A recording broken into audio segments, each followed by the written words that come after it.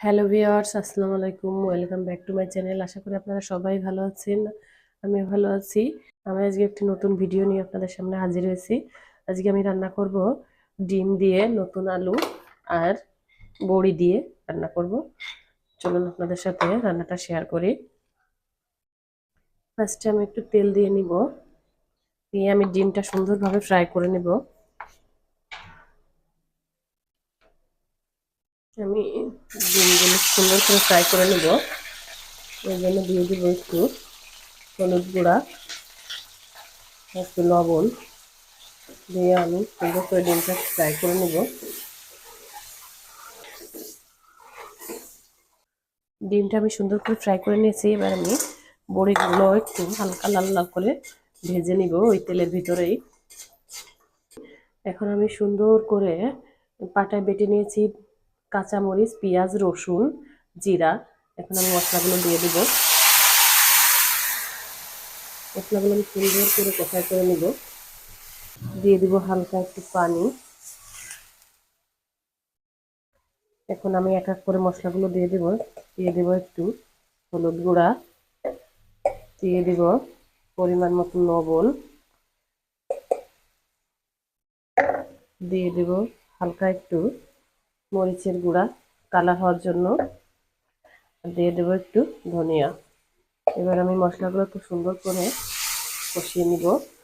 মশলাগুলো আমি একটু কষিয়ে নিয়েছি। এবার দিয়ে দেবো আলুগুলো। আলুগুলো দিয়ে আমি সুন্দর করে কষিয়ে নিব।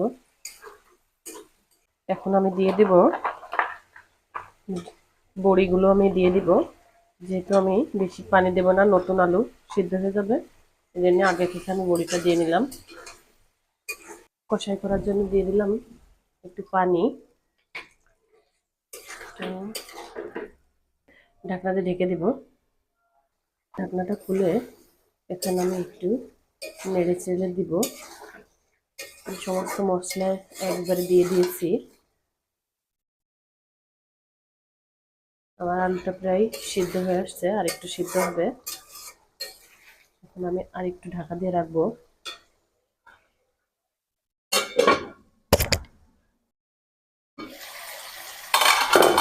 আর আলু আর বড়িটা সুন্দর করে সিদ্ধ হয়ে গেছে।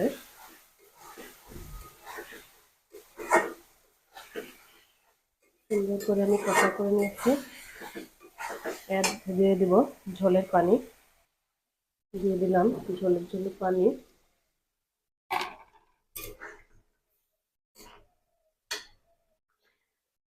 বলক উঠে গেছে। এবার আমি দিয়ে দিব ডিমগুলো। ডিম দিয়ে নতুন আলুর ঝোল খুবই সুন্দর লাগে খেতে, অনেক টেস্টি হয়। সাথে যদি এভাবে আপনারা চাল কুমড়ার বড়িটা দেন, তাহলে খেতে আরও ভালো লাগবে। এখন আমি লবণটা চেক করে দেখব ঠিক আছে কিনা। এবার লবণটা পরিমাণ মতো হয়েছে।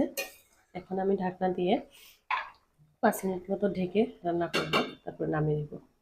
হয়ে গেল আমার মজাদার স্বাদের ডিম দিয়ে কুমড়ো বড়ি আর আলু দিয়ে একটা মজাদার ঝোল।